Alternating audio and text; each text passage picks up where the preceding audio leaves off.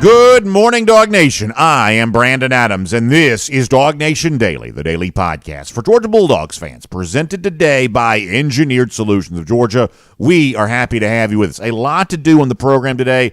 Getting ready for Georgia, Tennessee on Saturday. By the way, pretty big announcement coming up on that here coming up in a couple of minutes. I'm really excited to tell you all about. We'll do that. College football playoff top 25 comes out again tonight. We'll talk about where Georgia is likely to be and kind of what that means as Georgia tries to keep its focus on the games ahead prior to all of the big run in the postseason. The latest on the coaching searches going on around the SEC. That's getting pretty fun and perhaps about to get even more crowded in terms of the overall landscape there on that front. And to kick things off, Kirk Herbstreit said something really nice about Carson Beck, the Georgia quarterback, which I think for us is a springboard into what is becoming a really interesting identity for the Georgia Bulldogs here this year, perhaps kind of casting this team in a different light than previous Georgia teams have been. We will start with that here today, feeling good about everything on deck for these Georgia Bulldogs, and glad to have you with us for it. It is DawgNation Daily, the daily podcast for Georgia Bulldogs fans, presented by Engineered Solutions of Georgia, and it begins right now. Today's episode of DawgNation Daily is brought to you by Engineered Solutions of Georgia. Dial 678-ESOG now for a solution to your foundation and waterproofing problems. Presented by DawgNation.com. This is DawgNation Daily, the daily podcast for Georgia Bulldogs fans. Here's your host, Brandon Adams. All right, I want you to stick with me for a few minutes here because coming up, I've got a really fun announcement that I get a chance to make here today. It's something I've been internally kind of fighting for a little while here, and I finally got the green light to go ahead and do this. So we're going to say something today that I think a lot of you are going to be really excited about. Go ahead and be ready to hear this coming up in just a few minutes. Cannot wait to give that to you. Obviously, a lot going on around Georgia here right now. We're covering it all on the program today. I want to begin this way, though. Saturday, one of the things that makes games like that fun, and we talked so much yesterday about just how positive the vibe was around Georgia football on Saturday and how many of us just really enjoyed it. We kind of described it as sort of an emotional experience, and I sort of felt that way. Then you hear from Kirby Smart post-game, sort of feels like he kind of had a lot of the same kind of feelings, that it just sort of seemed like a really big deal to have been in Athens on Saturday and experience that home finale for this particular year. And one of the things that does kind of make certain games feel a little bit bigger is the sort of media landscape around the game. Fans care about this. What network are they playing on? The presence of ESPN's College Game Day. A lot of us don't like game day as much as we used to for a number of reasons, most prominently the fact that David Pollock's no longer on there. But it's still a pretty big deal when it's on your campus, and it was Saturday. That set the stage for a really big game. And then, of course, during the game, the broadcast there on ESPN, you also had Chris Fowler and Kirk Herbstreit calling the game. These are the big announcers, right? These are the announcers that sort of designate your game as the big game around college football. The same guys they call the college football playoff, the national championship, calling that game for Georgia and Ole Miss. And even though, for some fans, the media is not always their cup of tea, there is something to be said for when the big announcers are doing your game. That means it's something sort of extra fun and sort of extra special. And so there's a little bit of an extra level of interest when you've got something like that going on. And of course, I was at the game, so not watching it live when it happened, but our producer, Michael Carvel, had recorded a little bit of audio from the game on Saturday near the very end. Some very nice things that Kirk Herbstreit was saying about Georgia quarterback Carson Beck. Now, admittedly, it's sort of always nice to hear the most prominent voice in the sport praising any Georgia player, the quarterback included. But this also, I think, sort of sets us up for a conversation we probably need to have here today, which is as Georgia sort of sets its sights on making that chase to go for 3-23. Georgia has owned the East here for the final time, that the goals are starting to fall in place the way they're supposed to be. I do believe that there is an interesting identity starting to form around this team here right now that perhaps casts this current Georgia team in a different light than the previous two national championship teams have been, at least slightly so. So let me start with Kirk Herbstreit, just saying some really nice things about Carson Beck. I like to hear stuff like this. I believe you probably do too. And it also sets us up for, I think, kind of a cool conversation. So here is Herbstreit on Beck from Saturday night near the very end of the game, near the very end of the broadcast. Does Carson Beck stack up there with quarterbacks in the country right now? I mean, you got a lot of good players this year, but you're talking about a guy that's the head man of this offense that's competing for a SEC championship and possibly a national championship, I don't know on a national level if he gets the recognition and hype that he deserves. I think you're right. I mean, he's not going to win a statistical comparison to a lot of guys, including Jaden Daniels in his conference. You figure Daniels is going to be the all-SEC quarterback, but Beck doesn't care about that. He says the stat, I think, is underrated for quarterbacks. Wins. W's. Yeah, wins. I was impressed with how he walked into the room yesterday. You and I have never had a chance to sit down with him in a production meeting. He hasn't done a lot of them until this year, and he just came in. There's just kind of an aura about this guy has, after waiting all that time behind Stetson Bennett, this guy's incredibly driven and motivated to be the guy for this team and will do whatever they ask him to do. It's not just about throwing for a bunch of yards.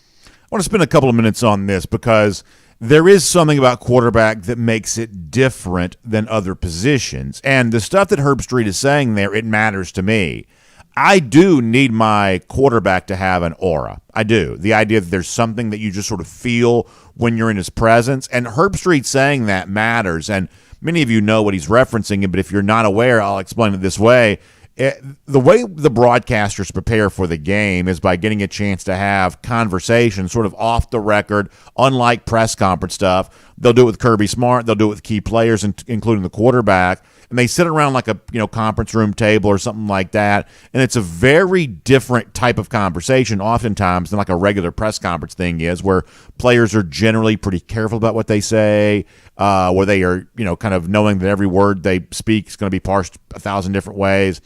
The private conversation you would have with a Chris Fowler and a Kirk Herbstreit is much more relaxed. It's much more comfortable. You're not quite so worried about everything you say because you're not really being recorded. You're just sort of having this in a face-to-face. They're taking notes, perhaps. It's just a chance for them to get to know you. And when Herbstreit says, "Oh, there's an aura around Carson Beck. There's a driven nature to Beck. There's a motivation there. There's an appetite to compete."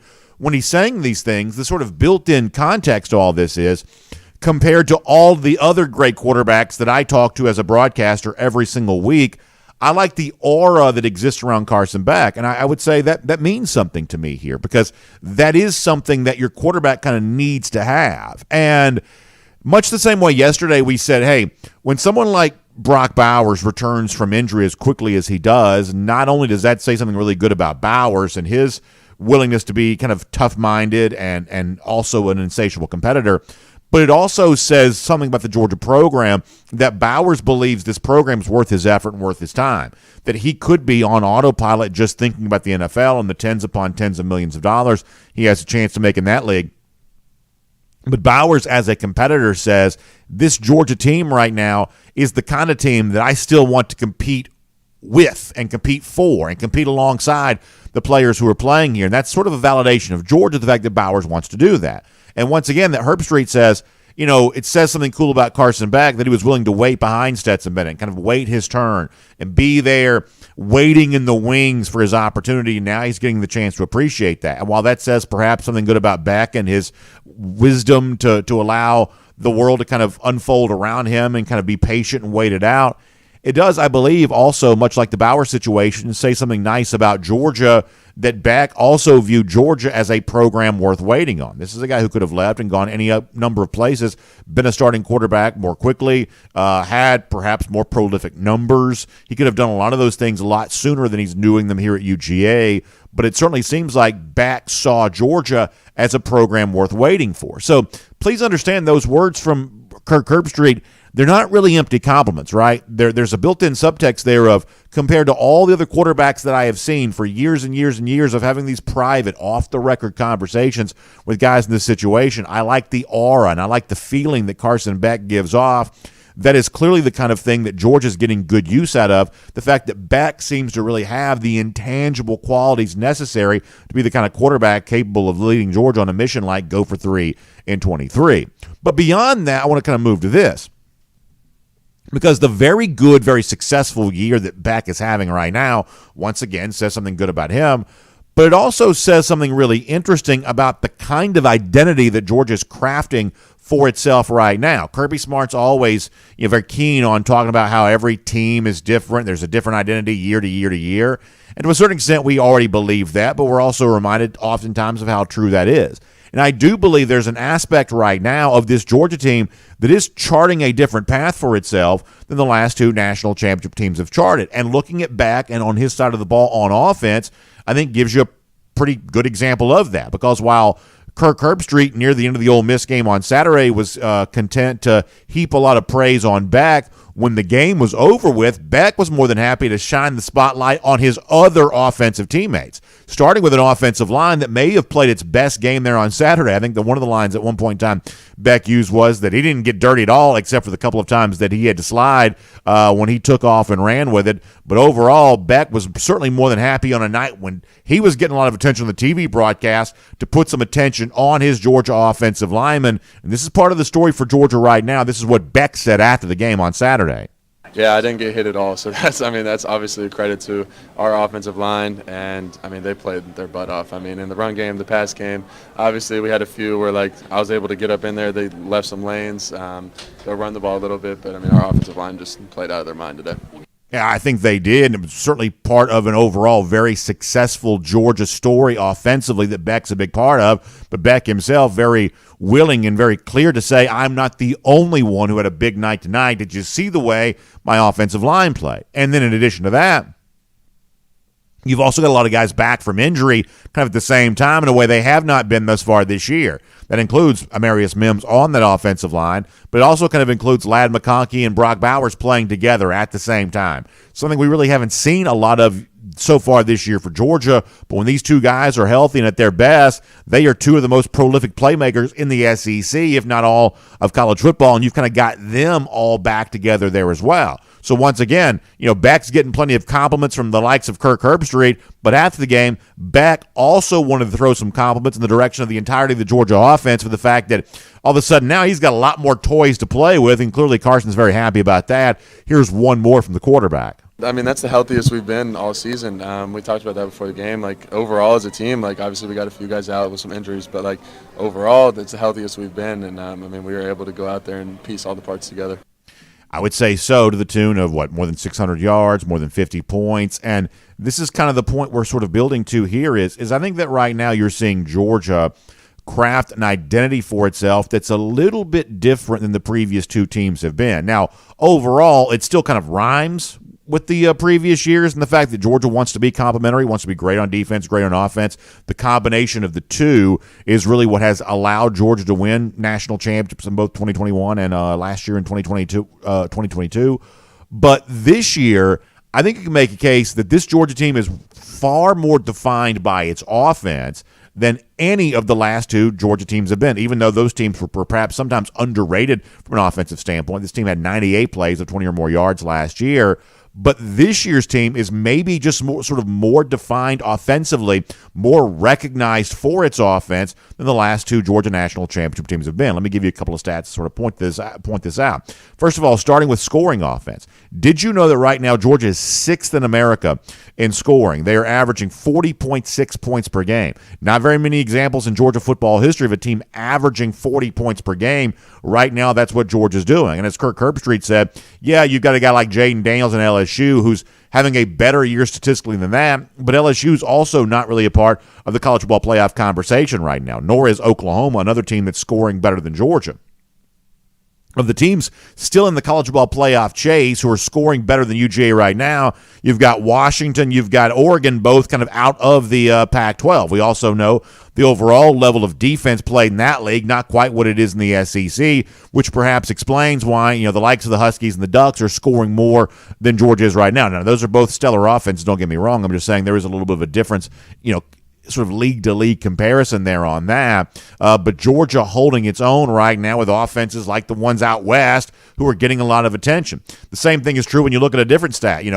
Piling up points, that's one thing. Also piling up yards there as well. How about yards per play offensively right now? We're once again the only two teams in the playoff chase who've done better than Georgia, who's fifth in America at 7.29 yards per play. Once again, Oregon and Washington. So you can make a case right now that Georgia is in a far different category offensively than it's been before. Arguably, perhaps, as good an offense as exists among the teams chasing for this year's national championship. And it's kind of a fun thing to consider. And obviously the unspoken part of this, too, is boy, how much credit do you end up giving for Mike Bobo on all of that? It was obviously one of the most hotly debated topics to begin the season. And honestly, I understand where a lot of that comes from. I mean, I do.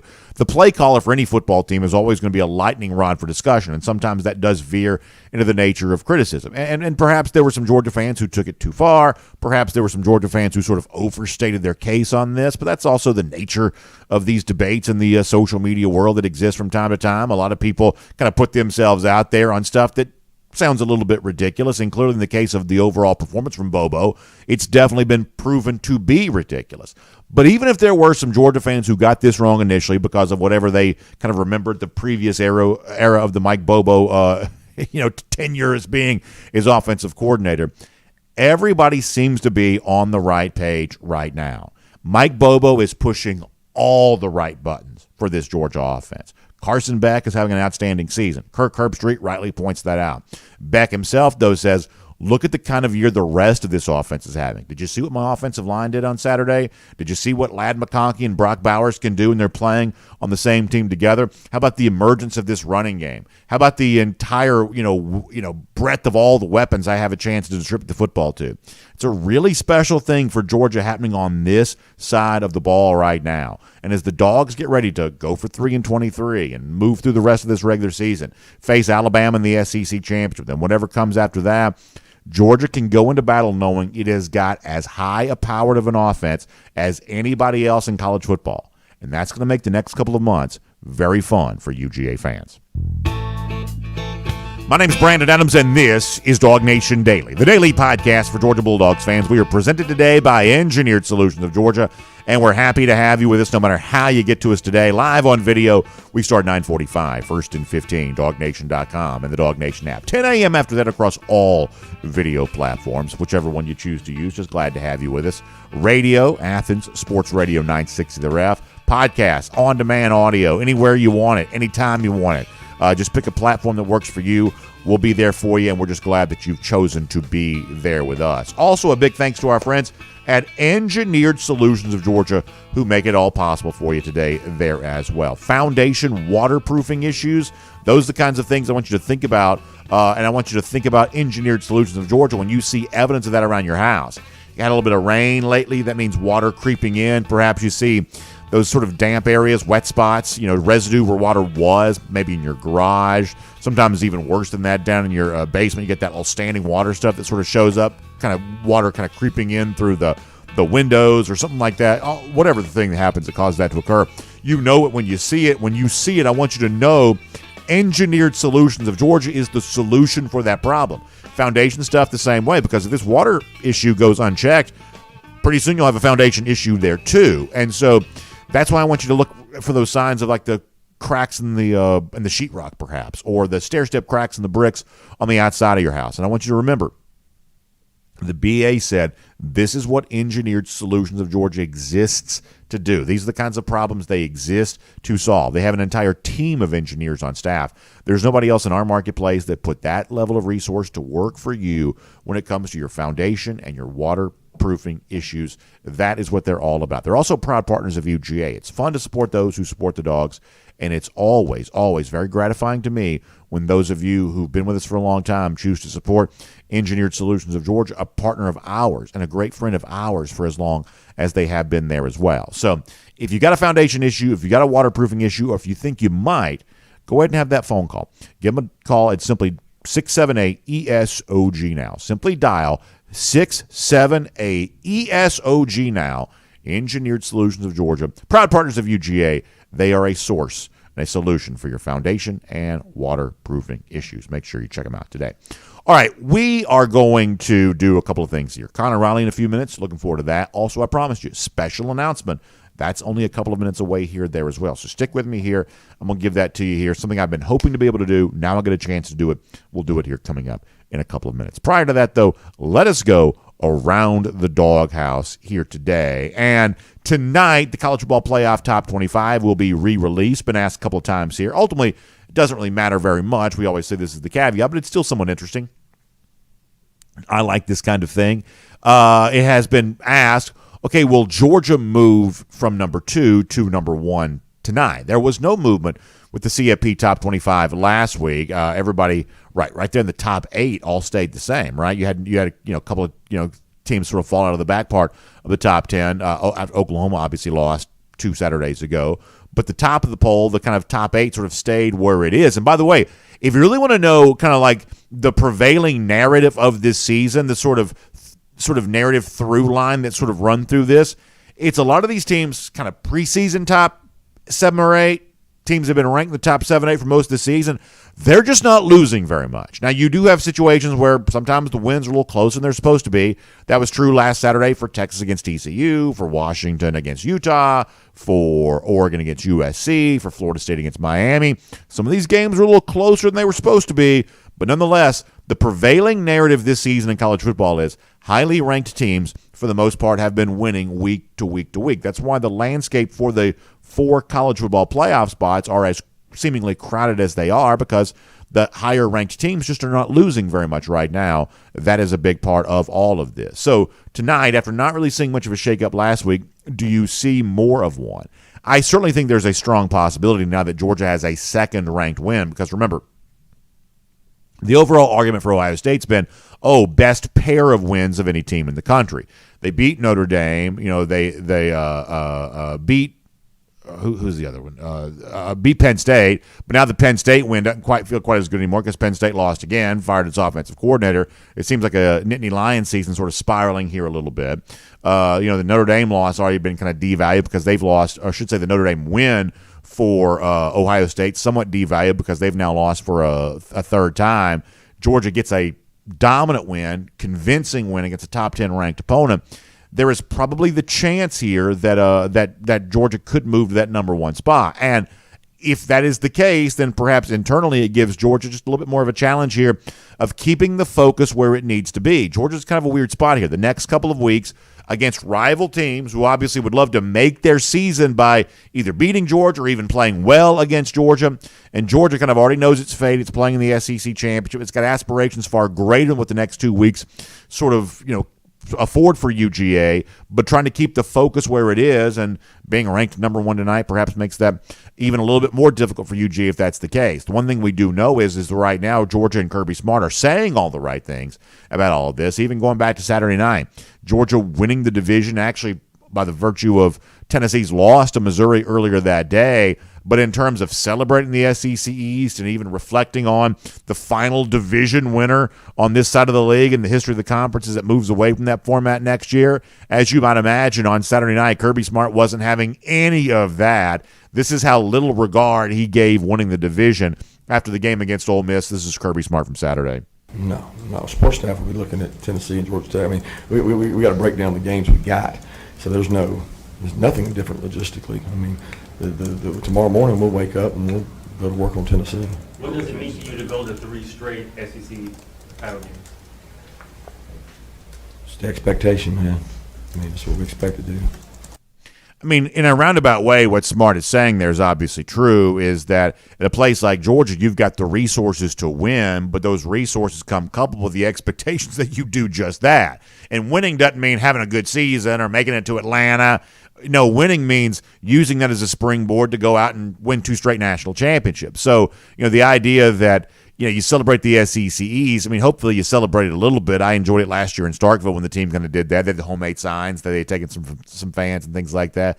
I think a little bit of celebrating is probably okay. Obviously, I enjoyed wearing my Own the East t-shirt on Saturday. We'll have some fun with that, probably some more this week there as well. But ultimately, Georgia's aspirations are certainly far larger than just making an SEC championship and playing in that game once again for a 3rd straight year. That's, as Kirby Smart says, simply what Georgia expects to do. Now, there's also a strategy behind all of that, because what Kirby's really trying to do is understand that, hey, this is a team that's also trying to put together another perfect season, trying to win every game, not giving an inch to any of the would-be rivals that would love nothing more than to make a name for themselves by playing well against Georgia, and by the way, including Tennessee on Saturday. And I keep saying this, and I will keep saying this. I really do feel like there's a pretty good chance this Tennessee game is far more competitive on Saturday than some UGA fans think it's going to be. I think that Tennessee probably does view this as its program's sort of Super Bowl, so to speak. one final time to play a really big game. A lot of these Tennessee players won't play in their team's bowl game. The regular season finale against Vanderbilt, that's pretty much a worthless, inconsequential football game. This is the last one that matters, and I do believe they want something to show for their season. Playing well in front of these home fans, I believe that's what Vols players and coaches hope to do there on Saturday. I believe the fans themselves probably even kind of understand that, hey, we may not get much, but we can at least play the role of spoiler here against UGA. And so Kirby, I believe, is trying to get ready for all of that, including trying to keep the focus where it needs to be. Everything pointing towards Knoxville and Neyland Stadium on Saturday. This is what he said about the challenge of that yesterday. It's a challenge. I mean, it's a challenge we accept. I mean, it's part of the passion you have for the job is to reinvent yourself every week and not succumb to the stuff that's out there.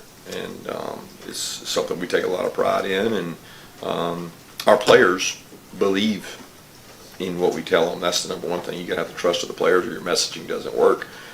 The messaging is that we're trying to find the best version of ourselves. And every week we're trying to find the best version of ourselves.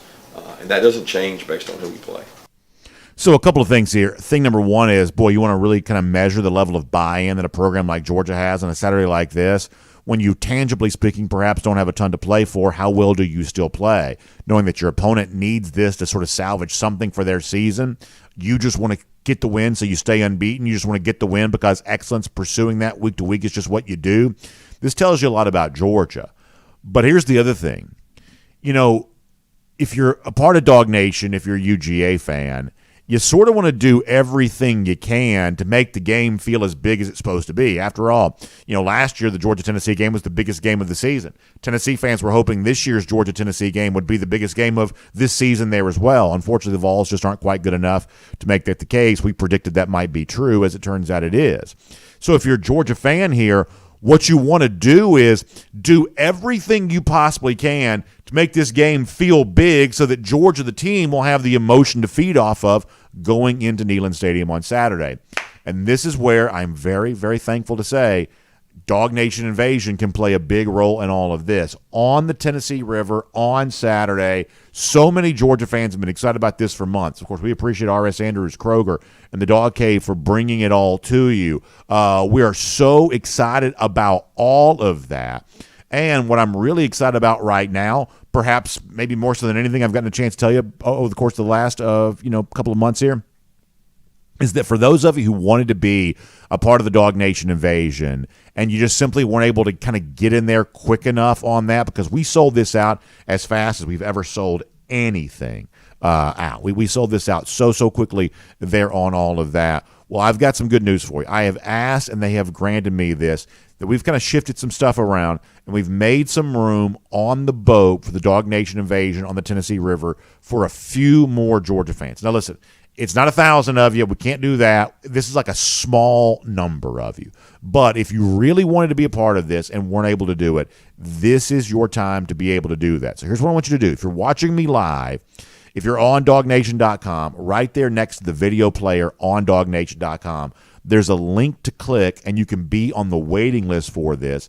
And we're going to try to get as many folks from the waiting list onto the boat as we possibly can. It is truly a very limited number. That is a real thing. It's not an artificial, made-up thing. It is a very real thing. But we are going to, I think, make some space for a few more people here on this. And if you're watching live right now on, like, say, Facebook or YouTube or perhaps Twitch or something like that, you can also hop from there over to DawgNation.com. Just find our show right there, and there'll be a link right there for you to click to join the waiting list on all of that. So great sponsors like R.S. Andrews, Kroger, and the Dog Cave have made all of this possible, and you have a chance to also now maybe get in and be a part of our DawgNation Invasion on the Tennessee River on Saturday. Also, the good news is, for those of you who want tickets to the game or something like that, seems like the secondary market price may be coming down here a little bit. So if you're thinking about making kind of a last-minute trip to Tennessee there on Saturday, we might can squeeze you in on our DawgNation Invasion. It is a very, very limited opportunity, and you've got to do that really quickly right away. So go to DawgNation.com. There's a link to click. Join the waiting list. We're going to try to get a few more folks on the boat for Saturday. So check out DawgNation.com for a lot more on that. By the way, really big thanks to R.S. Andrews, Kroger, and the Dog Cave for making that possible for us coming up there on Saturday. All right, with that said, a lot to talk about. The game itself, how it gets done for Georgia against the Vols, what happens tonight with the College Football Playoff Top 25, and everything else, and what is shaping up to be a fascinating next few weeks here for Georgia.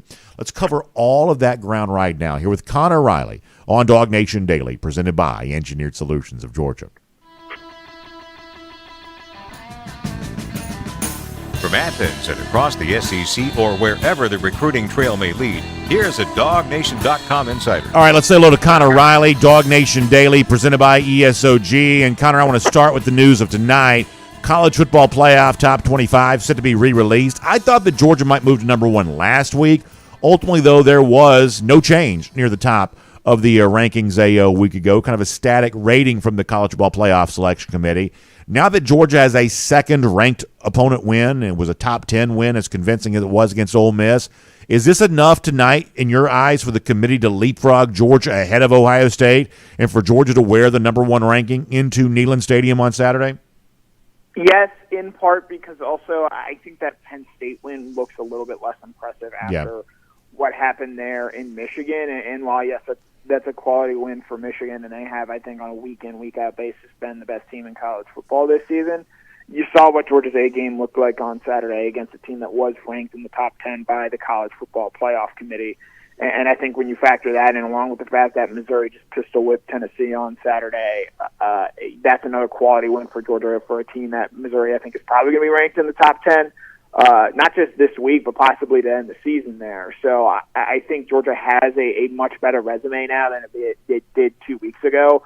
And when you factor that in with the eye test and how they have looked in these games of late for them, I think that's more than enough to put them at the number one spot in the college football playoff rankings. As a fan, I don't overthink this stuff too much. I mean, I don't get super into the whole idea of rat poison. I think we have a tendency to overstate the role that motivation plays in a lot of these games anyway. Generally speaking, that's sort of my thought. You know, this week, I guess I'm somewhat different just given the unique nature of the fact that Georgia now plays two what you sort of think of as rival games and kind of a sort of a play out the string fashion here, already clinch its spot in the SEC championship game, knowing that Alabama looms, knowing that the mission is go for 3-23. You know, I guess I'm probably a little bit less excited about Georgia moving to number one tonight if it happens than I would have been if it happened last week, when it just sort of seems like a little bit type of different scenario here. You know, being number one tonight sort of plays into the whole idea of the mission accomplished banner being hung, which I know that Kirby Smart definitely does not want to do ahead of the road game against Tennessee. I believe that's going to be a tough game for Georgia. I'll talk to you more about that here in a moment. But does the number one ranking come at a bad time for Georgia if it does come tonight, given the nature of these next two games? No. I think this team knows it's playing for something much bigger than the number one ranking in the college football playoffs. I think they've kind of known all season. They are doing something very different from the rest of the sport, and in some ways are being judged differently. Again, this is a team that has now won 27 consecutive games and is an attempt to win a third straight national championship. They know what it is like to be the number one team in the country. They know what it is like to take that ranking onto the road and play in those circumstances there. So I don't think that this whole idea of them being the number one team in the country, you know, going on the road and taking that on the road, is something that should bother you if you're a Georgia fan. I think also in part because this is a Tennessee team that has kind of fallen apart these last couple of weeks here. And so while, yes, you know, obviously Neyland is going to be a hostile environment, I do kind of wonder if Georgia's able to start quickly and play well in the first half on Saturday. Maybe if there might be some sort of quit factor with this Tennessee team. We'll ultimately see how that plays out. But the idea that Georgia, you know, the number one ranking comes the wrong time for them, I don't really buy that. I think they are so unconcerned with the college football playoff rankings. They know they have to keep winning out to get a spot in the college football playoff anyway with what is happening around them in college football right now. You and I have a little bit of a different take on the Tennessee game for Saturday. We'll get to that here coming up in a moment. Let me mention one more thing about the rankings tonight. You know, it continues to be true that I believe the most important prevailing narrative of this season is the continued success week to week of the teams kind of ranked in that sort of top 8, right? We just don't have very many examples of highly ranked teams losing games this year. Now, Saturday, it wasn't necessarily easy for Texas against TCU, still won. Wasn't necessarily easy for the Pac-12 teams. Washington against Utah, Huskies still won. Oregon against USC, USC still won. Florida State kind of got itself in a little bit of a rival tussle with Miami, still won. And you kind of wonder, can this keep going on the way that it is? But right now, unlike a lot of years, as you move through November, the race for the only 4 playoff spots, Connor, it continues to be pretty crowded because all these teams sort of ranked near the top week to week. They're just continuing to win games. Not always the prettiest, but getting the job done. And to me, that's the biggest story of the season here thus far. Right. Of the teams in the top 8 of the college football playoff rankings right now, those teams have a combined 3 losses. And 2 of them, Alabama to Texas and Oregon to Washington, are 2 teams ranked ahead of them in the college football playoff rankings there. So you haven't seen a lot of separation there at the top. Now, I think there's a good chance some of that changes this week. Washington, for example, is an underdog against Oregon State. I think that's an interesting game there. I think Iowa State, Texas going on the road is going to be an interesting game, obviously, with Texas, again, playing kind of shaky there as of late. But to your larger point, I think we're sort of waiting for, and we will get some clarity on this. Michigan plays Ohio State next week, and then the week after that, Georgia is going to play Alabama in the SEC championship game. You could also potentially see an unbeaten Washington play a 1-loss Oregon in the Pac-12 championship game. So a lot of this is going to figure itself all out. I think the biggest thing for me is that there's been kind of a clear separation in terms of, there are 8 teams that can make the playoff, and from that, I think there are 4 teams that could possibly win a national championship this season. So not a whole lot for me has especially changed these last couple of weeks. And while, yes, winning pretty isn't something that every team is able to do on a week-to-week basis, even Georgia is not immune from that. The fact that these top 8 teams have all found a way to win week in, week out, I think shows that, this is kind of the perfect year for an 8-team playoff, and I think everyone would kind of sign up for that. We don't necessarily need 12 teams, but I think an 8 would be a good one. But this is an argument, I think, in favor of if you want 4 going forward, there is going to be some interesting juice and dynamics in the closing weeks of this season. All right, so let's talk about the Georgia-Tennessee game for a moment. And I have been very, very, open to the audience, kind of a little bit of a trigger warning, and from the standpoint that I'm going to come across a little bit this week as a little bit of a wet blanket. I don't mean to, but I just genuinely believe that college football is a little bit of a zigzag sport. And the easiest time to zig after a zag is when you have what Saturday was for Georgia, an incredibly emotional home game where just the energy was at a fever pitch. And when you go on the road the following week, that can be a tricky spot for almost anybody. And obviously, Tennessee proved itself to be a pretty deficient team in the way that it handled its business against Missouri this past week. But I don't believe this is a dead team walking. I don't believe this is a dead program walking either. And this is this program's Super Bowl here right now because the Vanderbilt game is inconsequential. Most of these Tennessee players won't play in the bowl game. So for a program that I think has a little bit of pride here right now, this is their last chance to salvage something from the season. I believe that Tennessee will play well because of that. In fact, I believe the atmosphere in Neyland Stadium is even going to be a little bit more intense than some people realize because I think that intuitively Tennessee fans sort of have a little bit of an understanding of this too, which is it may not be a special season for us, but we can spoil Georgia's perfect season, and I believe there's probably something there for that there as well. Obviously, I expect Georgia to win the game, but it would not surprise me at all if this is the sort of one-score type game where Georgia's playing deep into the fourth quarter in order to get the victory. I just think that's kind of what college football sometimes sets us up for here a little bit. In other words, I'd be shocked if Georgia were to lose, but I would not be surprised if this is a close football game there on Saturday. It sounds like you disagree. Since October 1st, BA, between the two of us, how many second-half touchdowns do we have in SEC games? You talking about how many is Georgia allowed? No, I'm talking you and me. We have 0. Yeah, you and I have. Yeah, you and I have 0, yeah. Do you know how many Tennessee has? How many is that? They have 1. Okay. In games against Texas A&M, Kentucky, Alabama, and Missouri. A 4-game sample size. That is not insignificant in my mind. Tennessee has scored 1 offensive touchdown in the second half. I know they got their butt kicked by Missouri last week, and I understand why you sort of think, 1 week zag could be in store for them. This team has kind of showed you who they are the last month of the season now. And, yeah, obviously that's going to be a raucous environment to start the game there. But if this Tennessee team doesn't start fast, or this game sort of starts to slip away from them, I think the crowd can turn pretty quickly on this Tennessee team, and I think that there's a chance you see that on Saturday. And again, Georgia, yes, they have not played their best on the road this season. The Auburn game was not a well-played effort, especially to start the first quarter there. Georgia gave up an opening drive touchdown against Vanderbilt and kind of played with its food there in the second half.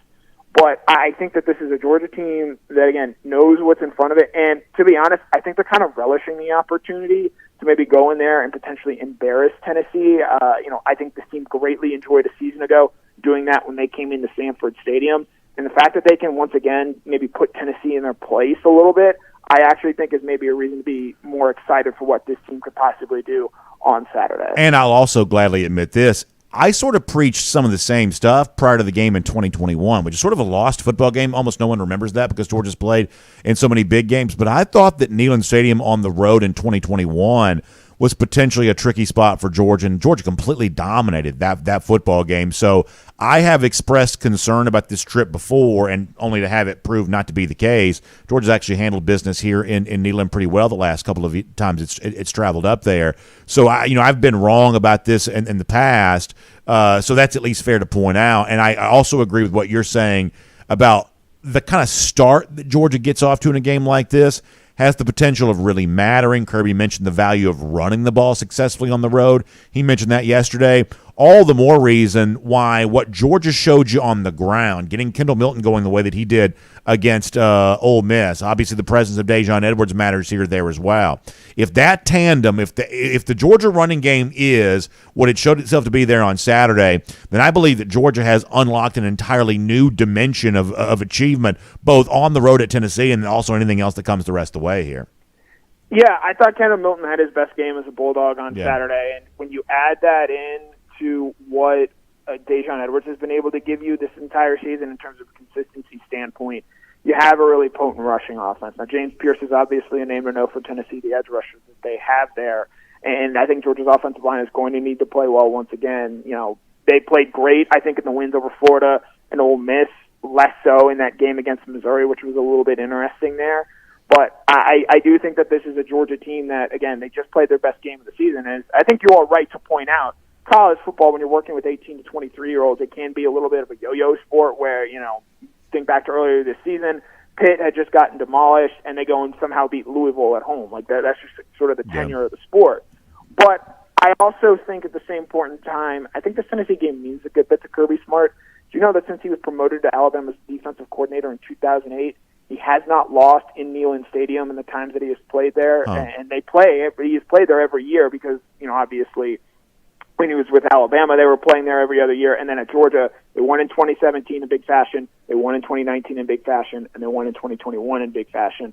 And I would also like to point out that in the time Kirby Smart was in college, he had never beaten Tennessee. So I think this game means a good bit to Kirby Smart, and he knows and he's aware that, Dolly Parton's going to be there. Peyton Manning may come in for the game as he has before when Georgia and Tennessee have played each other. So I think he understands the stakes and expectations that come with this game, and he sort of knows and is going to look forward to the fact that, hey, we got a chance to go out there and make another statement on Saturday, especially when this is a Tennessee team. I think going into the year, a lot of people thought, maybe not challenge Georgia, but if they go, say, 10-2, maybe they only lose to Georgia and Alabama, they find a way to maybe get in a tier closer to Georgia. They lose on Saturday. The best they can do in the regular season is 8-4, and that is a clear step backwards, in my opinion, from where they were a season ago. And you leave Tennessee asking a few more questions about itself in terms of what it might be going into the future. Let me squeeze in one more thing before we let you go, which is we got a game time announcement for the Georgia Tech game yesterday. Clean, old-fashioned, hate to be played in primetime. Feels like it's been forever since this thing wasn't a noon start here. And I don't know. I think that if you want to kind of have that regular season kind of conclude with something that feels like a little bit more of a substantial football game, the game time probably helps on that, right? Downtown Atlanta at night, kind of a cool backdrop there for that. Tech's obviously played better this year with Brent Key. Buster Faulkner's the one that's had the terrific year as the offensive coordinator there. I think there's still a chasm of difference between Georgia and Georgia Tech, but at least the feel around the in-state rivalry game 2 Saturdays from now, probably aided by the different game time. I know you're a big believer in clean, old-fashioned hate as a rivalry. So how much does the better game time kind of help the mood around the game? Yeah, as someone who has to work and drive back from Atlanta to Athens after the game, I wasn't too thrilled to see that it was a 7:30 start time. But I think it does mark a sign that there is still some national interest in this game, even if Georgia is obviously propelling it a good bit forward. I think Georgia Tech can do itself a lot of favors by winning this week against Syracuse, locking up a bowl game, and then sort of going into that game against Georgia with even more to sort of throw there. It's a Georgia Tech team that, they've got some bad losses this season. They've also beat Miami on the road in an upset win, and then they upset North Carolina at home earlier this season. So it is not a Georgia Tech team that is incapable of playing up to its competition. And while, yes, they did sort of get blown off the field by Clemson on Saturday, I do think that this is a Tech team that has at least, while record-wise they are roughly the same to what they were a season ago, I think, as you're right to point out, Buster Faulkner coming in there, Dominic Blaylock, Brett Seifert both making contributions there. This is a Georgia Tech team that in year one under Brent Key, I think has made some strides there and is doing a lot of the things I think a lot of people thought Jeff Collins could potentially do, but this is a team that is making steps in the right direction. And, to see this game be moved from its 12 p.m. start, which it had been every year dating back to 2013, to a more primetime slot, I think sort of shows that, again, and most of this can be chalked up to Georgia being the number one team in the country, being a team that has won back-to-back national titles. I think there is some juice to this game potentially. And it also, I'm also fair to point out as well, Georgia has not lost in Atlanta since 1999, and that game was an overtime game. The last time Georgia lost in regulation to Georgia Tech was 1989 in Atlanta. That is a long, long time ago. So Georgia plays very well in Atlanta when it's at Bobby Dodd Stadium, and I'll be interested in seeing if the game time change has any impact on that. Yeah, should be very interesting to see. Connor, great stuff. We appreciate you being here today on DawgNation Daily, presented by Engineered Solutions of Georgia, and we'll look forward to reading plenty more from you there at DawgNation.com as well. And, of course, back on the program very soon, too, and on the DawgNation Invasion Riverboat there on Saturday as well. Yep, as always, it's a pleasure. Thank you, Connor. Let's take a look around the rest of the league. This is SEC Through. Yeah, the bottom line for me is I believe that the vibe around the game on Saturday is going to be a big game vibe. Not as big as Tennessee fans hoped that it would be. That's certainly true. But I do believe, at least to begin the game, there's a big game feel there. Connor mentioned the president, Dolly Parton, kind of the big celebrity. Vols fans obviously love her, sort of a favorite daughter of the state. Perhaps Peyton Manning, whatever else. But, a lot of the Tennessee fans have already sort of paid for the tickets. They feel like they, can't sell them before they got in them. So they've almost got no choice but to make it feel like a big game. And, clearly they'd love nothing more than to beat Georgia. And you know how it is to be a fan. Y'all, we can't act like we ain't been here before. You know how it is as a fan. It's like on Sunday after the Missouri game, you're miserable. By Tuesday or Wednesday, you can talk yourself into a lot of stuff. By Tuesday or Wednesday, you can talk yourself into something. And so the process is ongoing right now of sort of, Tennessee fans sort of talking themselves into, some of this, getting to be of the belief that they might be able to, to compete with Georgia there. So I think that Georgia steps into an intense atmosphere, and I think that Georgia's responsibility there is to sort of meet the moment. And obviously that's what we've come to expect this Georgia team to do. That's exactly what we would think that Georgia would do here in this situation. So we're looking forward to that there on Saturday. DawgNation Invasion on the Tennessee River. Can't wait to go celebrate and own the East in style. Tennessee had to stand by and watch Georgia punch another ticket to the SEC championship, and we get a chance to celebrate on their river on Saturday. We have riparian rights on Saturday there in Knoxville. Going to be a great time. Something else going to be a great time. Speaking of cruising, how about cruising around the SEC, courtesy of Royal Caribbean? How about being on board Allure of the Seas, the DawgNation cruise, coming up in April? Going to be an unbelievable experience. My sincere invitation to you is to be a part of it. I want you to check out the website, royaldogs.com. That's Royal Dogs, obviously dog spelled DAWGS, royaldogs.com for more on that. It's going to be bigger and better than it's ever been before. Hundreds of you going to be on board with us, and we're on an Oasis class ship this year, one of the largest cruise ships at sea. It's called Allure of the Seas, and it's going to be an experience unlike anything we've ever put together at DawgNation. Jessica Slater is a wonderful travel agent. She is helping us with this. I want you to reach out to her and give her a call. 770-718-9147. That's 770-718-9147. You can also email her, jslater@dreamvacations.com. As I said before, you can also go out there and look at the website, royaldogs.com. Make plans to be on with us. Dog Nation Cruise in April of 2024. It's going to be an unbelievable experience. Can't wait to have you there for that. Let's get ready to go cruising around the SEC here right now. So College Football Playoff Top 25 comes out tonight. Couple of thoughts here, kind of in no certain order. Will be interesting to see if Tennessee stays in the rankings after getting beaten up by Missouri. You know, last week Vols, 13th? Lost number 14, Missouri. Obviously, Missouri perhaps slated to kind of move up here. Interesting to see if Tennessee stays in, giving Georgia a chance to beat another top 25 opponent on Saturday. That is perhaps something to watch. You've also got the situation where, you know, future Georgia opponent Alabama perhaps is still somewhat landlocked, right? Because they've been at number 8. They got another convincing win on Saturday against Kentucky. But the teams ahead of Alabama are just not losing. And right now it is that head-to-head win for Texas that you would assume is a pretty big deal here against an Alabama team that, you know, seems to be having some momentum. At the very least, there is an increase in the level of chatter around Alabama, but there does not seem to be a lot of, you know, place for Alabama to go here right now because other teams ahead of the Crimson Tide, including the team that beat them, Texas, continues to win. That's the one that Texas got on the road at Alabama here a little earlier this year. It's kind of funny. For as rock solid as like 8 through 1 have kind of remained, 9 and 10 is where things get a little soft, where you do see those teams losing. Obviously, that was Ole Miss and Penn State from this past week. So I think the general consensus here is that Georgia probably does go to number 1 tonight. I think it'll also be interesting to see if, on the virtue of the win against Penn State, if that's enough to get a Michigan team that is more dominant week to week than Ohio State has been, if that's enough to get Michigan down to number 2. I mean, I think there's pretty clearly some separation in terms of the sort of week-to-week play between Georgia, Michigan, and almost everybody else. I really do. Now, does that mean that I know for sure that Michigan's the second-best team in the country? I don't know. But week-to-week, they're just more dominant than the other teams that Georgia's competing with. I mean, look at this past Saturday's game against Penn State as an example of that. Michigan was able to run the ball like 32 straight times to conclude that game. That's the sort of toying with a top 10 opponent, you know, ranked opponent at the very least. If you think Penn State was overrated in the top 10, they are a ranked level opponent at the very least.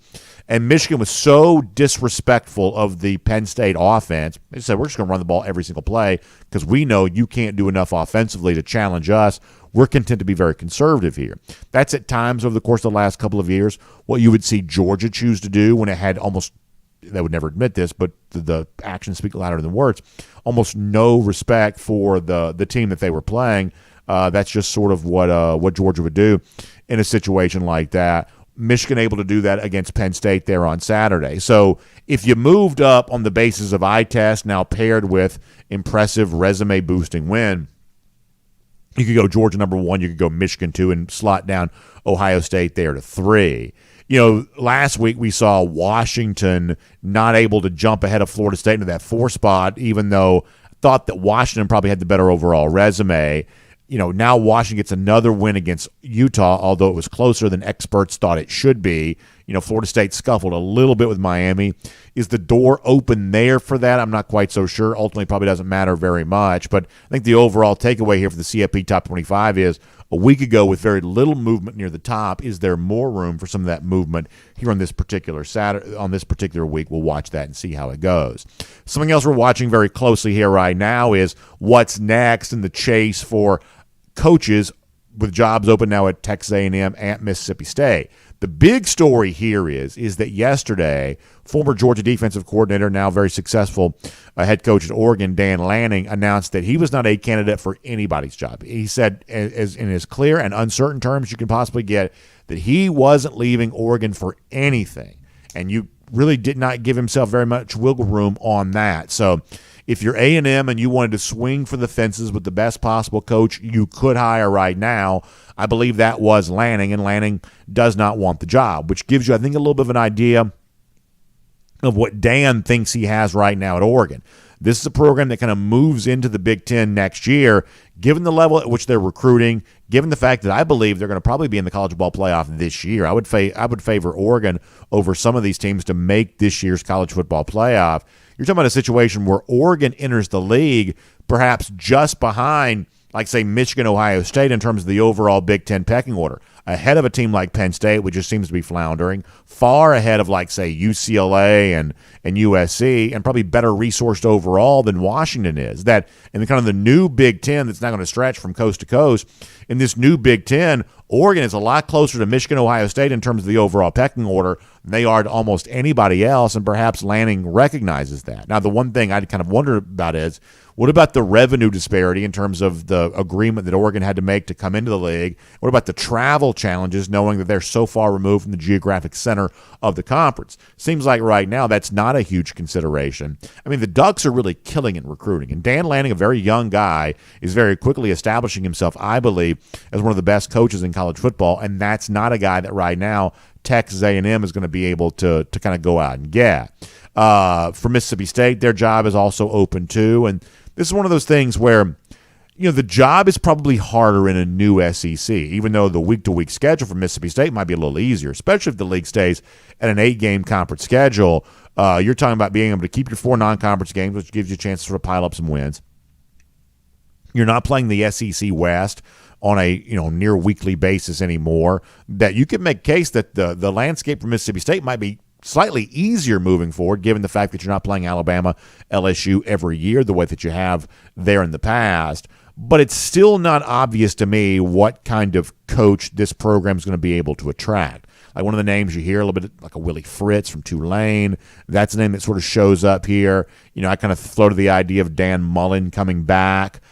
Doesn't seem obvious right now that Mullen definitely wants to coach. I still wouldn't rule this out, but it's not certainly obvious right now that Mullen wants to kind of get back involved. And the issue you're going to have if you're Mississippi State is, Mississippi State and Texas A&M are not going after the same kind of coach right now. A&M is going after a far different sort of financial commitment, far different level of coach than Mississippi State's probably going after. But Mississippi State could be going after a similar level of coach to like an Arkansas. And we do believe that the Arkansas job is also likely to open up here pretty soon. I hate that for Sam Pittman, but Pittman probably sees the writing on the wall, and he's made himself a very rich man from the job that he's had. Now, if the Arkansas job comes open, it could be as simple as, home state guy like Gus Malzahn just simply going back. It seems like Malzahn's kind of gotten himself something pretty good there at UCF, sort of fallen into something good perhaps. But either way, he may be pretty comfortable with where he is right now at UCF, but the pull of the home state going back to Arkansas, a job that he's perhaps dreamed of having, maybe that's as simple as that. But we could see that Arkansas job coming open sooner rather than later, and you could have at least 3 new SEC teams chasing coaches. And keep in mind here too, that as these jobs become available and new coaches get hired, that sort of creates openings other places. That's why we call it a coaching carousel, because as one guy makes a move, that opens up something else, and around you go after that. Watch that pretty closely. Here is something else to watch pretty closely. Florida has suffered a couple of very high profile decommits as of late. 4-star defensive back, Jamonte Waller going back to the weekend. Something to kind of watch for here a little bit. Now, it's not total implosion yet for this very highly rated 2024 recruiting class, but there is a little bit of a crack starting to form here too. And you better believe that Florida fans are beside themselves on all of this here right now, because they're not winning games in the field. The recruiting class is the one thing they've sort of had themselves kind of like, well, this is what our hope is built in here right now. The fact that Billy Napier's clearly recruiting at a level higher than previous Florida coaches have been able to do. But these decommits suggest that maybe that doesn't last, quite forever necessarily. And obviously DJ Lagway, the quarterback commit for the class of 2024, remains the most important name to know from a Florida recruiting standpoint. He is a high-value quarterback target, and if he comes in, then there is at least some reason to believe the future could still be somewhat bright. But the one thing that Napier has going for him, because goodness knows there's nothing on the field to sell right now, the one thing he has going for him is what they are doing in recruiting. But when you see a couple of decommitments, you start to wonder, is this just a brief blip on an otherwise excellent year, or is it a precursor to more that's perhaps going to come? This is a story worth watching. And we'll make that cruising around the SEC, courtesy of Royal Caribbean. All right, a couple of things here before we wrap up here today. Thing number one is this. We now know what the SEC championship game is going to be. And, folks, it is a big one. Georgia and Alabama coming up in a couple of weeks.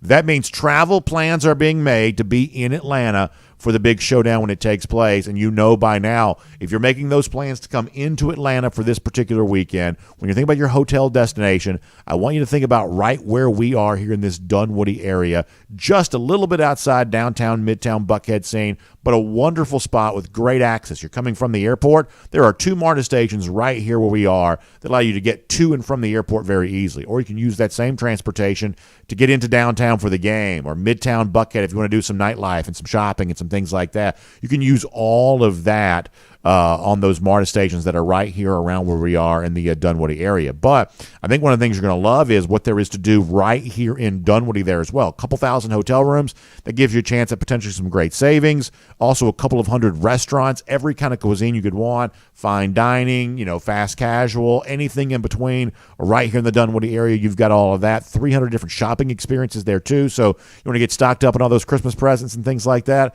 This is a great place to do it right here in the Dunwoody area. So I want you to check out the website, discoverdunwoody.com/DawgNation for more on that.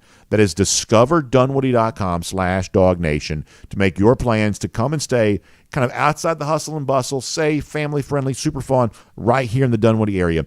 discoverdunwoody.com/DawgNation for more on that. Also, before we wrap up today, one of the names you've been hearing me mention as we've been celebrating our DawgNation invasion taking place on the Tennessee River on Saturday, our friends from the Dog Cave. And perhaps you're kind of wondering, what is the Dog Cave all about? Well, let me explain this to you here a little bit. If you're like me, you love getting those unique, Georgia branded items. Well, that's what the Dog Cave really gives a chance to provide for you there as well. They've got unique products that you simply are not going to be able to find anywhere else. I'm talking about UGA branded coasters, like national championship coasters, how about magnets, puzzles, acrylic paints, even branded note cards there as well. So if you want some really cool stuff that nobody that you know has, or if you want to give something to somebody this Christmas season that they know they can't get anywhere else, this is where the Dog Cave comes in. A local artist named Jim Wells, big-time UGA fan. He's the one that designs all of this, and it's a really, really cool thing. So I want you to check out the dogcave.com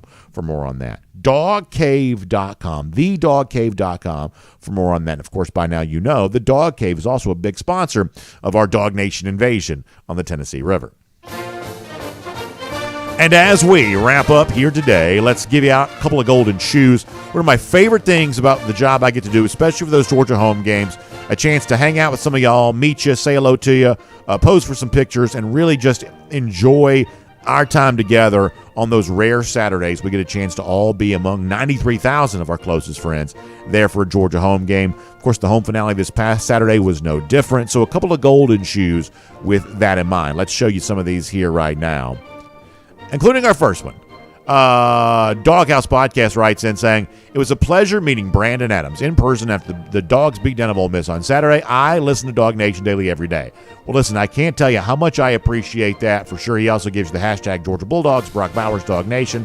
Really appreciate that. Thank you for coming by the UGA bookstore to see us. We'll obviously give you a golden shoe for your kind words there. Certainly appreciate that. How about our other golden shoe for today? Bubba writing in to say, great seeing you after the game. Seen your Spike daughter's last home game, and they let me put on a pair to say farewell. She will, listen to this now. This is how cool it is to be a Georgia student right now.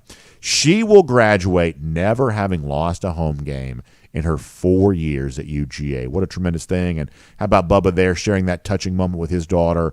A really, really cool thing. We love the Spike Squad. We love the energy they bring each and every day. Bubba came and was a guest on our DawgNation post-game show on Saturday, which I appreciated. Also get another shot of me there wearing the Own the East t-shirt. How much fun is all of that? So, Bubba, well-deserved golden shoe for you and your daughter and your entire family for a really special day in Athens on Saturday. That is a wonderful thing. Now, how about our Gator hater updater? Been a long time since those lousy, stinking Gators have beaten the Georgia Bulldogs. How about 1,102 days? Boy, that's a fun number to watch. Continue to climb in the weeks, months, and hopefully years ahead. We will see you tomorrow at DawgNation Daily, presented by Engineered Solutions of Georgia. And on video, time now for the R.S. Andrews Cool Down. R.S. Andrews is the one you turn to for your air conditioning, heating, plumbing, and electric needs. They show up on time. They do the work that's promised, the price is promised. You can trust all of them on all that today. By the way, Dari Payro and R.S. Andrews, huge sponsors of our Dog Nation Invasion on Saturday. Dari himself is going to be there. And listen, when Dari is there, the party follows. So that's going to be a big time on Saturday. Cannot wait for that. All right, yesterday we went to darn near noon on our comment. Oh, yeah, we got kind of matching shirts. Now, Carson's got the Nike. Mine is not a Nike. For whatever reason, like I'm not going to say the brand on this, because they didn't pay me, but I did get this in the UJ bookstore, so I will give them a shout out for this. Actually, I'll give it. So this is one of the Cutter and Buck shirts that I'm wearing. I obviously fairly brand agnostic in terms of I just like all the UGA gear, but the Cutter and Buck shirts to me are a little bit cheaper than some of the other ones, and I feel like they look pretty good. So I kind of like the Cutter and Buck Georgia shirts. And like I said, I'm not being paid to say that, but I did get this shirt from the UGA bookstore, so in a roundabout way, I guess I'm being paid to say that. But the actual brand itself, I kind of support Cutter and Buck because it's just a little bit less expensive than some of these like super expensive shirts now. I think they fit good. I feel like they look pretty good. The one thing I don't love about some of the Cutter and Buck stuff these days is they do have, I guess, their sort of like base colors navy blue. So the logo on the outside is navy blue, which kind of clashes with the red and black. But beyond that, I'm a pretty big fan of the Cutter and Buck UGA stuff. So that is an unsolicited plug. Let me go to YouTube first today because I went to them last. And we'll kind of bounce through the comments. We are not going to go crazy long today because we went till darn near noon yesterday. Let's see what's going on. James Richard says, Milroe does not check down. I see several picks on Saturday. Hope that's the case.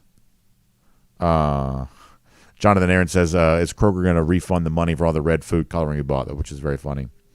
Foster Moss says, B.A. Milroe can't throw clothes in the dryer. That's very funny, too.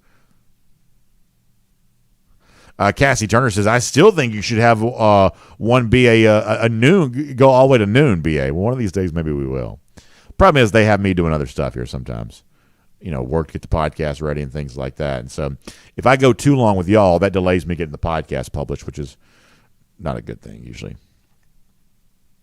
Paul Moon, though, a little bit more objective on the case of Jalen Milroe, saying he's gotten so much better as a passer. Absolutely. But if we limit his running and make him beat us through the air, I like our secondary in that matchup. That's what Paul Moon has to say. G. Gray says, I'm so proud of Milroe. He's a special kid. Next year he will be unstoppable. So is he coming back? I guess I didn't know that for sure. Is he coming back for next year? Spencer Clark says that Stoops' time at Kentucky has come and gone, I feel. I kind of agree with you. I do have a sense that there's a better chance than not that job also comes open this year. I think that Stoops is a pretty attractive coach. He's going to have jobs he can go to, especially like Midwest, Big Ten. I mean, some of the fertile soil for Kentuckian recruiting anyway is that sort of southern Ohio, Cincinnati area. And so from that standpoint, Stoops may just be a better fit in the Big Ten overall. So I could see him doing something like that. It just kind of comes to a point where you've won all you're going to win at Kentucky, and I do believe that Stoops has won all he's going to win at Kentucky. And so moving on to the next job probably makes some sense. Jay Shipes. Bobby Mean says Milton's going to be running for his life on Saturday. He means Joe Milton, not Kendall Milton. I don't think Milton's seen a secondary like what he's going to face on Saturday. Bobby, I hope you're right about that. I believe you could be. Daniel Nelson says that Aaron Murray seems to think that Beck's going to be the second quarterback taken in the draft, so he's not going to return next year. Yeah, I don't know if I'm buying that necessarily. I've seen him kind of referencing like the top 5.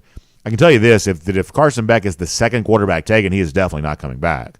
But I don't know that – I would say that Aaron's take on that probably puts Aaron in kind of a unique category in terms of that evaluation for Beck. I do see top 5 quarterbacks potentially taken.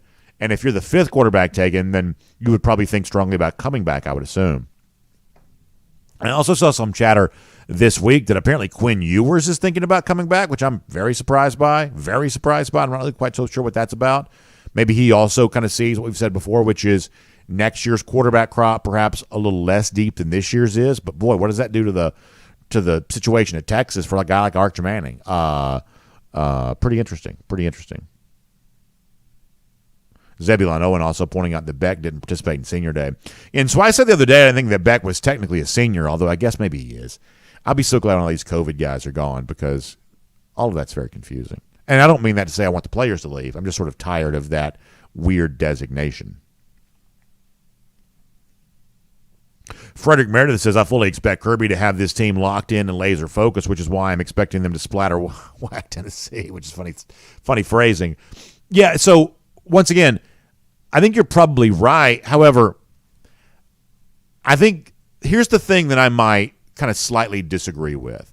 The idea of, well, if Georgia's focused, therefore, beating Tennessee is a foregone conclusion. They'll go up there and, wallop them. Sometimes the level of focus is required just to win the game, right? I mean, it's still on the road in the SEC. And, here's one of the things I think it's appropriate to do from time to time. If you go back to before the season began, before we had a lot of, recency bias creeping in because we have a tendency to overreact to individual results, mathematically speaking, the game on Georgia's schedule that the math nerds said was the toughest was on the road at Tennessee. So as we get now to the Tennessee week, I think it's important to note that that's what the folks were saying before the year began. And, you would say, well, we didn't know they're going to lose to Missouri, and we didn't know they're going to do this. But the truth is most of us kind of did have Tennessee somewhere around this 2-3 loss type number. So the actual overall record for Tennessee is not wildly out of line with what the expected record was. And yet, mathematically speaking, it was still thought to be Georgia's toughest game. I think you have to kind of gravitate back to what were you thinking when you didn't have a whole lot of recency bias clouding your judgment. And most of us were thinking this was a tough game. So when the commenter says, I believe that Georgia's going to be laser focused, that's what Kirby Smart does, that's what these players do, I believe you're right. But I also believe, this is where the sort of wet blanket version of me comes in, something I don't intend to be true. I think you need the laser focus to win the game. Not to win the game by 40 points, but to win the game. You got to be focused to win the game because it's on the road in the SEC for a team that wants to have some pride remaining in itself. So, yeah, I just think it's probably a little bit tougher than some of y'all do. Frederick Meredith says wherever Arch goes, he's going to have to beat somebody out. He's not going to get the starting job handed to him because of his last name. I agree with that, and I wasn't suggesting before that Manning is going to transfer. I believe that he's probably not going to transfer. But Ewers coming back, if that turns out to be true, is kind of interesting. Caleb Meyer says, what's your playoff predictions right now? So 3 of the teams that I had in the playoff I think are still pretty easy to put in there. At the beginning of the year, I gave you Michigan, Georgia, Texas. I think it's pretty easy to put those 3 teams still in the playoff. My 4th playoff team right now would be Oregon. I'd go Oregon, Texas, Michigan, Georgia. And you say, what about Florida State? Given the fact that Florida State's games this year at times, some of them have been a little closer, including Saturday against Miami, I think the chance of Florida State losing at some point in time is actually probably pretty high. I know we're running out of weeks for that to happen, but I do believe that Florida State could lose one of these games. And if it does, then that only increases the chance that a Texas, who would have had if you're comparing 12-1 Florida State to 12-1, Texas, at that point you're talking about Texas having the head-to-head win against Alabama that would have to matter for something. Now I realize you're kind of running out of weeks for Florida State here. In fact, if you look at it, yes, it's only North Alabama for them here right now. So I guess if I'm saying that they're going to lose, I don't assume they're losing at Florida. Maybe I think they could lose the ACC championship game then. Maybe that's what I'm saying. But I believe that Texas is probably the better team. I believe that Oregon's probably the better team. If Florida State goes undefeated, they're definitely making it. I just don't know that I have them going undefeated. But we'll see. I mean, yeah, we'll see. I mean, they were 2 touchdown favorites against Miami, and that game kind of went down to the wire. Is it crazy to think that Florida could play with them? Maybe it is. How about, Louisville in the ACC champion? I tell you this, Jeff Brom's a really good coach. You start talking about, coaches who are going to be in line for some big conversations here moving forward as the coaching carousel spins. Brom's at his alma mater, but that's a guy who I think you could see getting involved in one of those type conversations. A couple more here on YouTube, then we'll move around. Cassie Turner says, who do you think we would lose, Brock Vandagriff or Gunnar Stockton? if Georgia has a transfer quarterback, and that's obviously not a given that it will, but to me, the more likely name is Brock Vandagriff. Same way that Carson Beck would have been that guy, previously. Vandagriff is the most likely transfer because he's just older than Gunner. Patience is a little easier when you're younger. It gets a little less easier the older that you get, and Vandagriff is sort of a year ahead of Stockton. So asking him to be patient would get a little bit more difficult. I think that's probably the case. I still think there's a very good chance that also Gunner Stockton ends up being a very good quarterback at Georgia.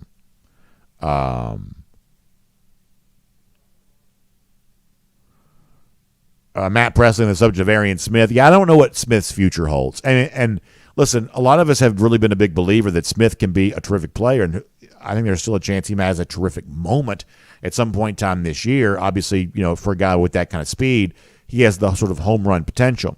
I think the unfortunate problem for him this year is at times when he's gotten on the field, Georgia's trying to throw to him deep, and he's had 3 or 4 drops, right? So I don't revel in saying that, but it is true. Is that in a year in which he's finally been healthier than he's been and working hard to be the very best version of himself, he has had some drops, and that's going to limit confidence in him when that takes place.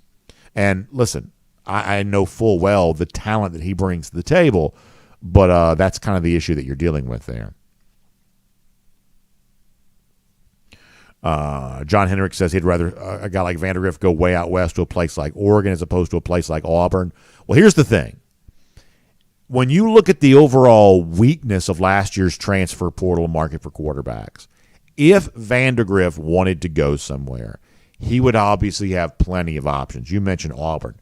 Like Auburn, brought in Peyton Thorne, and if you follow the rumor mill, would probably have to pay him a decent amount of money out of the transfer portal from an NIL standpoint to get him. And Thorne's not good at all. Now, he's playing a little bit better now, but just not good at all. That sort of represents how weak the transfer market was for quarterbacks a year ago. That just kind of shows you that. And so Vandagriff, who I believe is a much more promising prospect than a lot of these players who were pretty well pursued a year ago, if he wanted to go somewhere, he's going to have plenty of options. And it does seem like Auburn's sort of an easy answer there on that. All right, let's go to DawgNation.com here for a moment.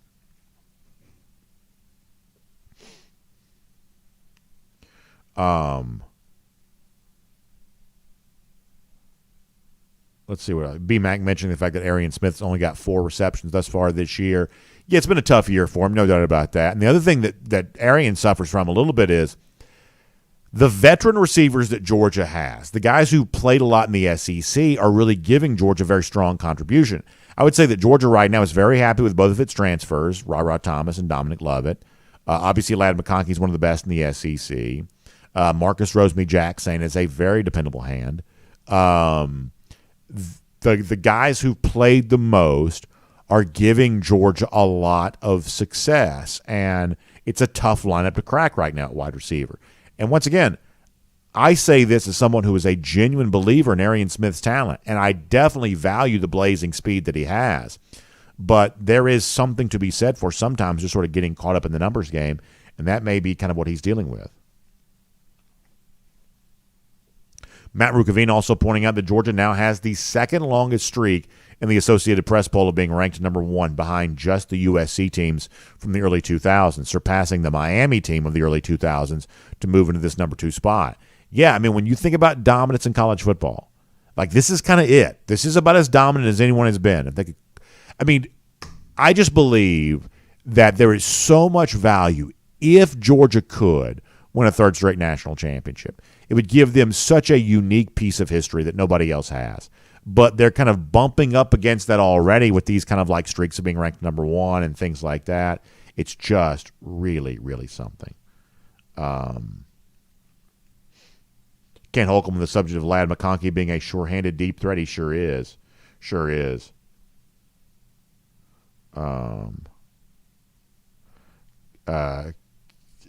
Ken Holcomb and Paul Feinbaum taking a jab at Urban Meyer. I know that Meyer always kind of shows up as the biggest available coach in situations like this. But gosh, the legacy of Meyer seems to have been tarnished so much.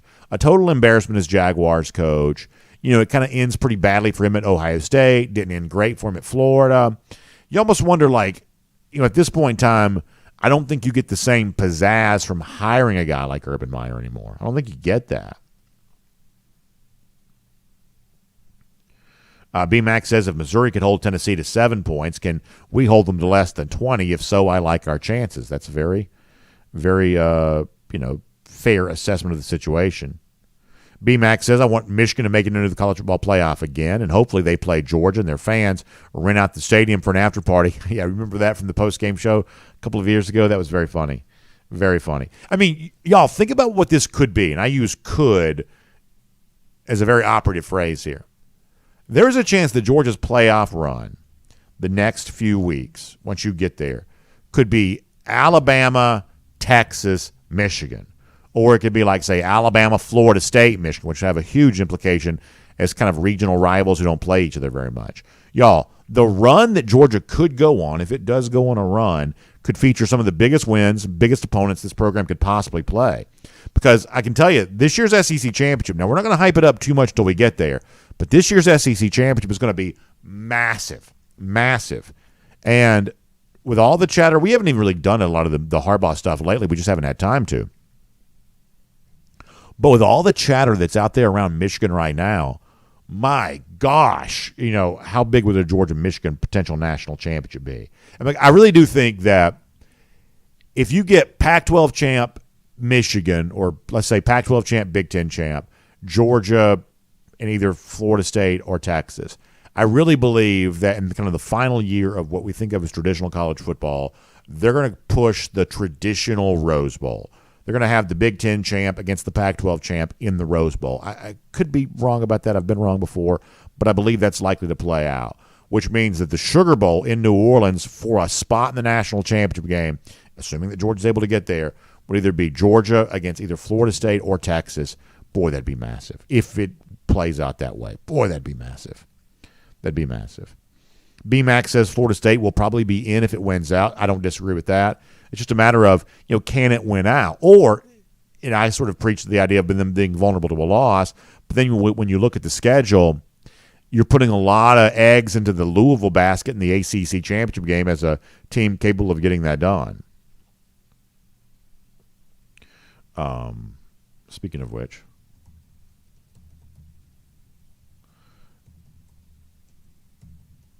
let's see this for a second. So Louisville right now, led by, like I said before, Jeff Brahms had a really good season. So they're 9-1 overall. Their only loss was sort of inexplicably bad against an awful Pitt team. They beat a ranked Duke team 23-0, ranked at the time the game was played. Beat Virginia Tech 34-3.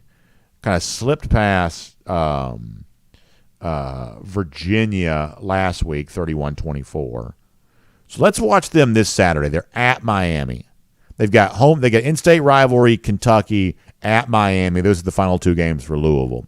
Now, Louisville's going to say, well, if we were to win all those games, why not us? Why wouldn't we get consideration in the college football playoff? Which I guess is a fair question. So Louisville kind of becomes one of the more interesting teams here over the course of the next few weeks. Can they keep winning to sort of make the ACC title game feel big? Can they demonstrate themselves to be a formidable threat to Florida State in that ACC title game?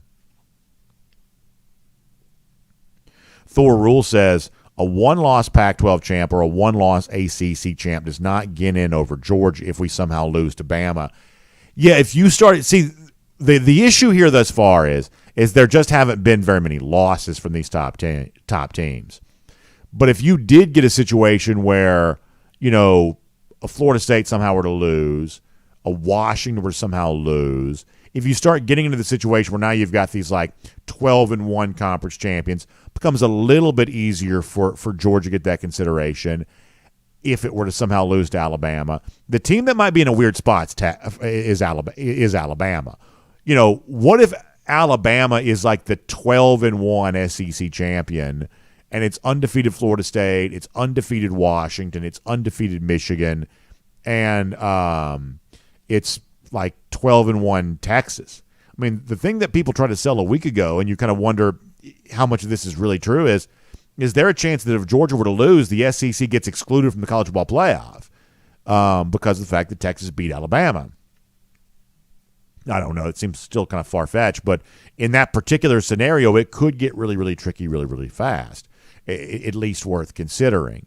I mean, the one thing that I promise you I will argue, that if somehow Georgia finds itself in that sort of 12-1 position, my big belief is, and this is obviously the most pro-Georgia argument, because objectively speaking, I do believe there'd be a real chance that Georgia could be excluded.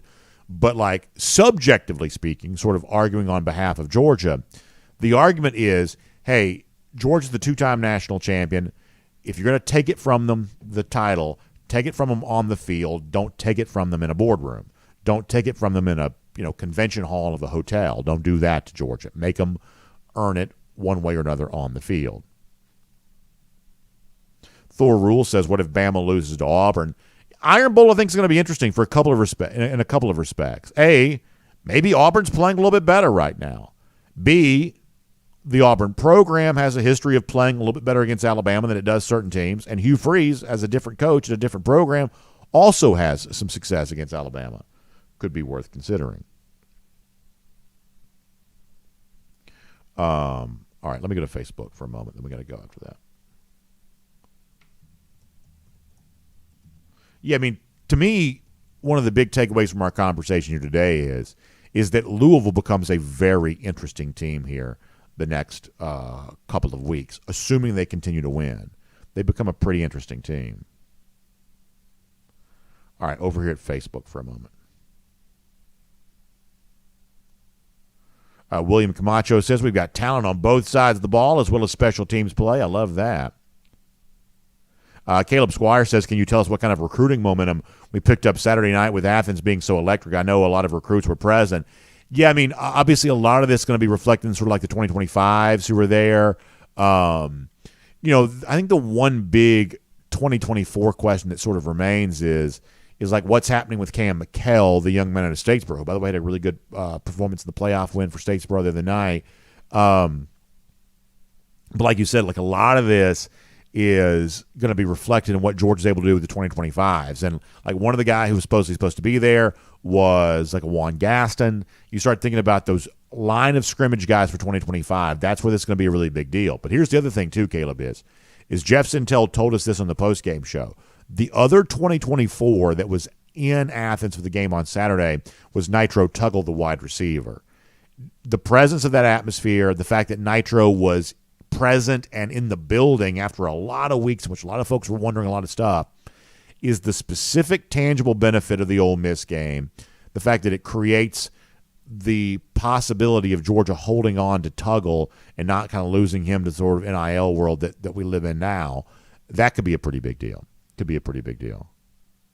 Barry Watkins says, who was Kirby Smart chewing out after the game? It was Ja'Cory Thomas, right? That's who he was getting on at the end of the game, right? Ja'Cory Thomas.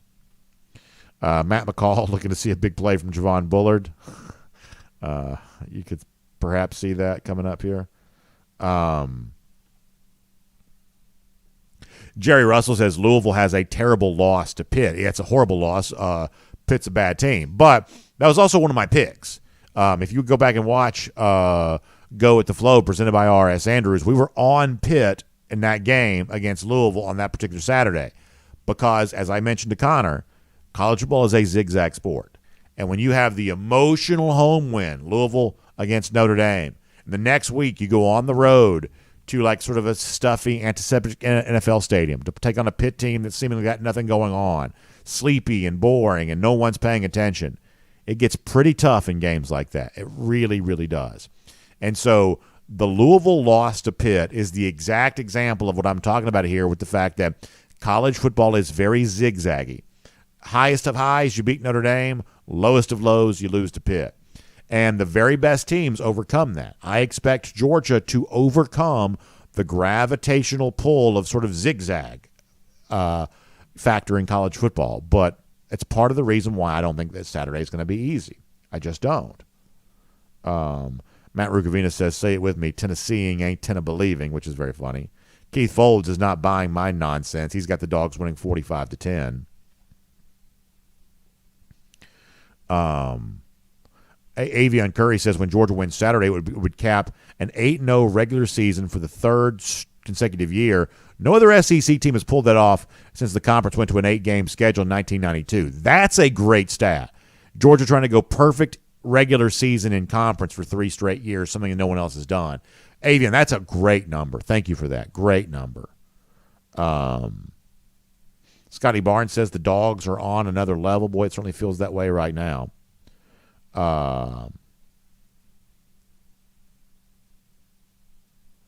Miriam Corbin says Beck Kirby was none too happy about the game time for Georgia Tech. She says, I'm not.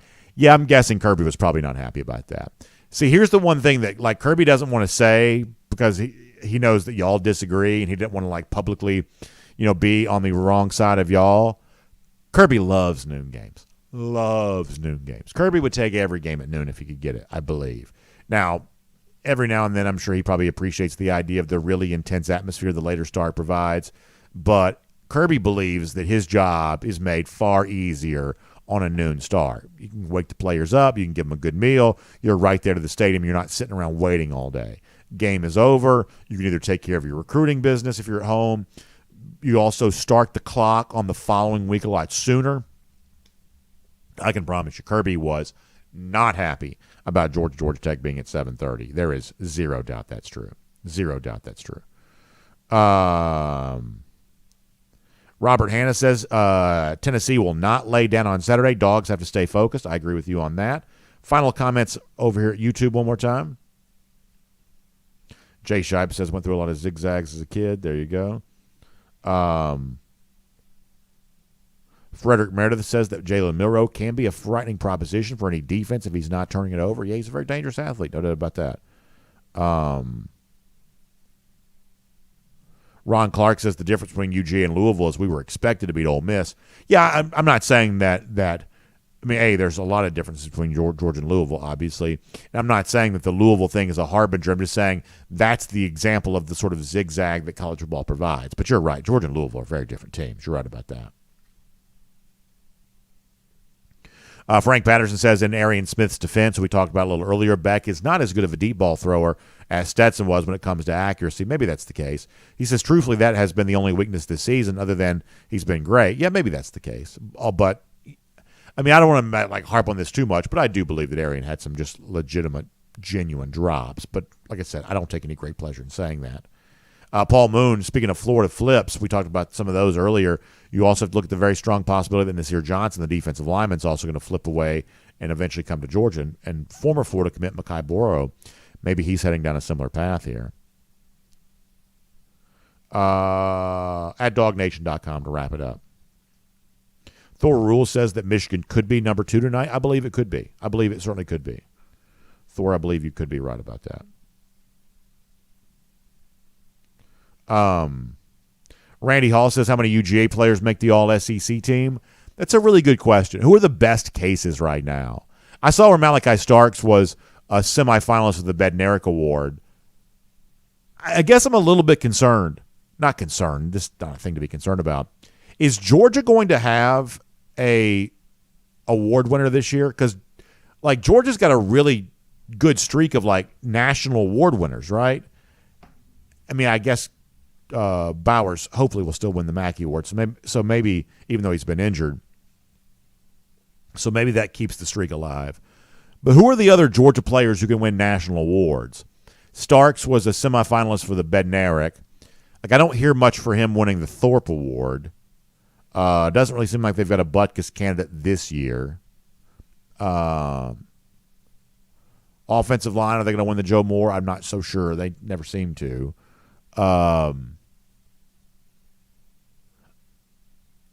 Is a Georgia player going to win a national award this year? Can Brett Thorson win the Ray Guy Award? Is he going to be up for that? But as far as the All-SEC guys go, same kind of question. You could see Bullard and Starks both being your safeties there. Yeah, that's interesting. Pretty easy to put them there. Obviously, Bowers, offensive line-wise. Cedric Von Prawn, probably the easiest person to put there. But, think about guys like Ernest Green, who I think quietly have had a very good season. That's pretty interesting. We'll have to examine that a little closer at some point in time. Oh, yeah, Indoor Cycling Association. Gosh, Kamari Laster. You would certainly think Kamari Laster has a very good chance of being an all-SEC cornerback. Thank you, Indoor. I appreciate that. Thank you very much, because that was absolutely a name worth mentioning. All right, and Morris Rich says, of course, the only national award that truly matters is the national championship. I agree, but I do like these Georgia players winning national awards. I'm just kind of, it's like you grow up hearing about all these things, and to have this long streak of Butkus's and, Lombardis and, Thorpes. I think that's kind of fun. All right, we're going to go for now. Y'all check out R.S. Andrews online, rsandrews.com, for your air conditioning, heating, plumbing, and electric needs. They'll show up on time. They'll do the work that's promised, the price is promised, including getting that heating system tuned back up to factory fresh specs. You can trust R.S. Andrews for more on that, rsandrews.com. Y'all have a great day. We'll see you back here tomorrow. DawgNation Daily, presented by Engineered Solutions of Georgia. We'll look forward to talking to you then, everybody.